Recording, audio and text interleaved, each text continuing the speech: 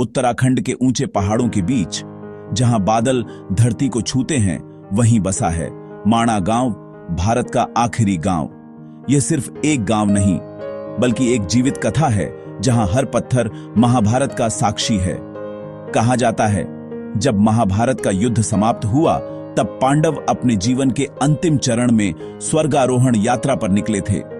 इसी मार्ग पर उन्होंने इस गांव में विश्राम किया और इसीलिए माणा गांव को पांडवों का अंतिम विश्राम स्थल कहा जाता है।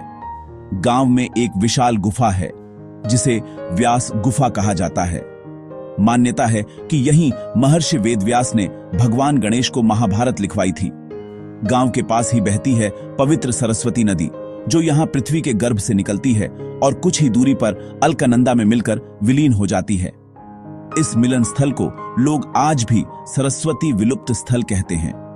गांव में एक स्थान है, भीम पुल, जो एक विशाल चट्टान से बना है। कहते हैं कि जब द्रौपदी को नदी पार करनी थी, तो भीम ने यह पत्थर रखकर उसके लिए पुल बना दिया था।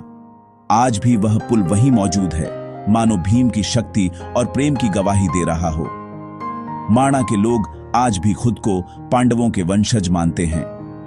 यहां की हवा में एक दिव्यता है, एक शांति है, जैसे समय यहां ठहर गया हो। सर्दियों में जब बर्फ सब कुछ ढक लेती है, तो लगता है मानो देवताओं का यह गांव नींद में चला गया हो। और जब गर्मी में बर्फ पिघलती है, तो गांव फिर से जीवंत हो उठता है, जैसे कोई प्राचीन कथा दोबारा सांस ले रही हो। माणा सिर्फ एक जगह नहीं, यह उस आखिरी सीमा का नाम है जहां धरती खत्म होती है और आस्था शुरू होती है। यहीं से आरंभ होती है स्वर्ग की राह।